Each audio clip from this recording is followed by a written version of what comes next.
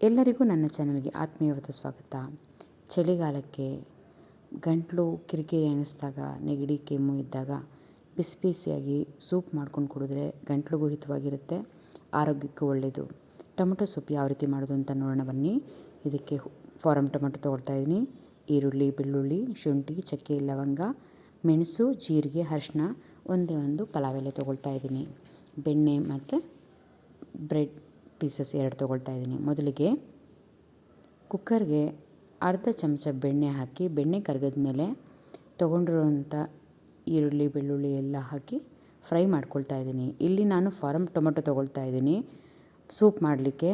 ಹುಳಿ ಟೊಮೊಟೊ ಏನಾದರೂ ತೊಗೊಳಂಗಿದ್ರೆ ಹುಳಿ ಅಂಶ ಎಲ್ಲ ತೆಗೆದು, ಅಂದರೆ ಬೀಜಗಳೆಲ್ಲ ತೆಗೆದ್ಬಿಟ್ಟು ಬರೀ ಟೊಮೊಟೊ ಮಾತ್ರ ಬಳಸ್ಕೊಳ್ಳಿ. ಆದಷ್ಟು ಫಾರಮ್ ಟೊಮೊಟೊ ತೊಗೊಂಡ್ರೆ ರುಚಿ ತುಂಬ ಚೆನ್ನಾಗಿರುತ್ತೆ.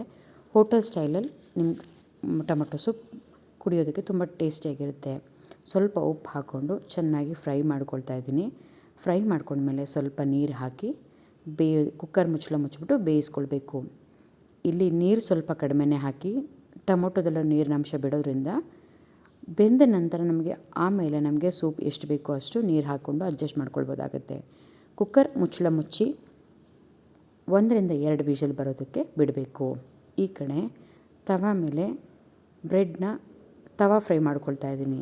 ನೀವು ಬೇಕು ಅಂದರೆ ಡೀಪ್ ಫ್ರೈ ಕೂಡ ಮಾಡ್ಕೋಬೋದು, ಅಥವಾ ಬೇಡ ಅಂದರೆ ಈ ಬ್ರೆಡ್ನ ಸ್ಕಿಪ್ ಮಾಡಬಹುದು. ಹಾಗೆ ಬರೀ ಸೂಪ್ ಕೂಡ ಕುಡಿಯೋದಕ್ಕೆ ಚೆನ್ನಾಗಿರುತ್ತೆ.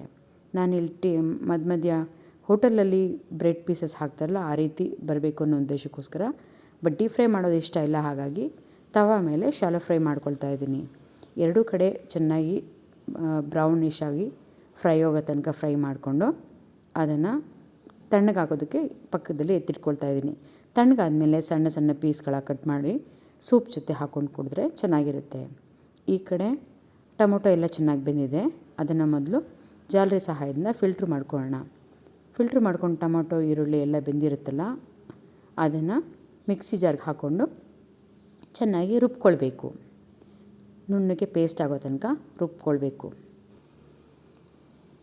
ರುಬ್ಬಿರೋಂಥ ಮಿಶ್ರಣ ಇದೆಯಲ್ಲ, ಮತ್ತು ನೀರು ಸಹಾಯದಿಂದ ಮಿಕ್ಸ್ ಮಾಡಿಕೊಂಡು ಮತ್ತೆ ಅದನ್ನು ಅಗೇನ್ ಫಿಲ್ಟ್ರ್ ಮಾಡಬೇಕಾಗತ್ತೆ. ಟೊಮೊಟೊ ಸಿಪ್ಪೆ ಎಲ್ಲ ಇರುತ್ತಲ್ಲ, ಅದೆಲ್ಲ ಅಕಸ್ಮಾತ್ ಯಾವುದಾದ್ರೂ ರುಬ್ಬದಲ್ಲೇ ಹಾಗೆ ಉಳ್ಕೊಂಡಿದ್ರೆ ಅದನ್ನು ಕೂಡ ಫಿಲ್ಟ್ರ್ ಮಾಡಬೇಕಾಗತ್ತೆ. ಇದನ್ನು ಫಿಲ್ಟ್ರ್ ಮಾಡ್ಕೊಂಡ್ಮೇಲೆ ಮತ್ತೆ ಒಂದು ರೌಂಡು ಮತ್ತೆ ಕುದಿಯೋಕ್ಕಿಡಬೇಕು. ಈ ಕುದಿಯುವಂಥ ಸಂದರ್ಭದಲ್ಲಿ ನಿಮಗೆ ಬೇಕು ಅಂದರೆ ಸ್ವಲ್ಪ ಕಾರ್ನ್ಫ್ಲೋರ್ ಕೂಡ ಹಾಕೋಬೋದಾಗುತ್ತೆ. ಇಲ್ಲಿ ನಾನು ಕಾರ್ನ್ಫ್ಲೋರ್ ಹಾಕ್ತಾಯಿಲ್ಲ. ಬೇಕು ಅಂದರೆ ಅರ್ಧ ಚಮಚ ಕಾರ್ನ್ಫ್ಲೋರ್ನ ನೀರಿನಲ್ಲಿ ಮಿಕ್ಸ್ ಮಾಡಿ ಅದನ್ನು ಈ ಟೊಮೊಟೊ ಸೂಪ್ ಜೊತೆ ಹಾಕ್ಕೊಂಡ್ರು ಕೂಡ ಚೆನ್ನಾಗಿರುತ್ತೆ. ಇವಾಗ ಇದೆಲ್ಲ ಫಿಲ್ಟ್ರ್ ಮಾಡ್ಕೊಂಡಿದ್ದೀವಿ ನೋಡಿ. ಉಳಿದಿರೋವಂಥದ್ದು ಟೊಮೊಟೊ ಸಿಪ್ಪೆ ಎಲ್ಲ ಇದೆಯಲ್ಲ, ಅದನ್ನು ತೆಗೆದಿಟ್ಕೊಂಬಿಡೋಣ. ಕೆಲವೊಂದು ಮಿಕ್ಸಿ ಜಾರ್ಗೆ ಸಿಗದಿಲ್ಲಿರೋವಂಥದ್ದು ಇರುತ್ತಲ್ಲ, ಅದನ್ನು ಪಕ್ಕಕ್ಕೆ ತೆಗೆದಿಟ್ಕೊಂಡು ಮತ್ತೆ ಇನ್ನೊಂದು ರೌಂಡು ಸ್ವಲ್ಪ ನೀರು ಹಾಕಿ ಕುದಿಯೋದಕ್ಕೆ ಇಡೋಣ. ನಾವು ಜಾಸ್ತಿ ನೀರು ಆಗಲೇ ಹಾಕಿರಲಿಲ್ಲ. ಇವಾಗ ನಮಗೆ ಎಷ್ಟು ಸೂಪ್ ಬೇಕೋ ಆ ಅಳತೆಗೆ ನೀರು ಹಾಕ್ಕೊಂಡು ಇನ್ನೊಂದು ರೌಂಡು ಸ್ವಲ್ಪ ಉಪ್ಪು ಏನಾದರೂ ಕಡಿಮೆ ಇದ್ದರೆ, ಖಾರ ಏನಾದರೂ ಕಡಿಮೆ ಅನಿಸಿದ್ರೆ ಖಾರದ ಪುಡಿ ಅಥವಾ ಮೆಣಸಿನ ಪುಡಿ ಹಾಕ್ಕೊಂಡು ಇನ್ನೊಂದು ರೌಂಡು ಕುದಿಸ್ಕೊಂಡ್ರೆ ಚೆನ್ನಾಗಿರುತ್ತೆ. ನಾನು ಆಗಲೇ ಹೇಳಿದ್ನಲ್ಲ, ಕಾರ್ನ್ಫ್ಲೋರ್ ನಾನಿಲ್ಲ ಹಾಕ್ತಾಯಿಲ್ಲ. ಬೇಕು ಅಂದರೆ ಕಾರ್ನ್ಫ್ಲೋರ್ ಕೂಡ ಹಾಕ್ಕೊಂಡ್ರೆ ಚೆನ್ನಾಗಿರುತ್ತೆ. ಸೂಪ್ ಆರೋಗ್ಯಕರವಾಗಿರಬೇಕು ಅಂದರೆ ಕಾರ್ನ್ಫ್ಲೋರ್ ಹಾಕದೆ ಅವಶ್ಯಕತೆ ಇರೋದಿಲ್ಲ. ಇಲ್ಲ ಬೇಕು ಅಂದರೆ ಕಾರ್ನ್ಫ್ಲೋರ್ ಕೂಡ ಅರ್ಧ ಚಮಚ ಕಾರ್ನ್ಫ್ಲೋರ್ನ ನೀರಿನಲ್ಲಿ ಮಿಕ್ಸ್ ಮಾಡಿಕೊಂಡು ಒಂದು ರೌಂಡ್ ಸೂಪ್ಗೆ ಹಾಕ್ಕೊಂಡು ಬಾಯ್ಲ್ ಮಾಡ್ಕೊಂಡು ಕುಡಿದ್ರೆ ಚೆನ್ನಾಗಿರುತ್ತೆ. ಬಿಸಿ ಬಿಸಿಯಾದ ಸೂಪು ವಯಸ್ಸಾಗಿರೋರಿಗೆ, ಪೇಷಂಟ್ಗಳಿಗೆ, ಅಥವಾ ಗಂಟಲು ಕಿರಿಕಿರಿ ಇರೋವಂಥ ಸಂದರ್ಭದಲ್ಲಿ ಸಂಜೆ ಥಂಡಿ ವಾತಾವರಣದಲ್ಲಿ ಮಾಡ್ಕೊಂಡು ಕುಡಿದ್ರೆ ತುಂಬ ಚೆನ್ನಾಗಿರುತ್ತೆ. ನೀವು ಮಾಡಿ ಹೇಗಿದೆ ಅಂತ ಕಮೆಂಟ್ ಮಾಡಿ ತಿಳಿಸಿ.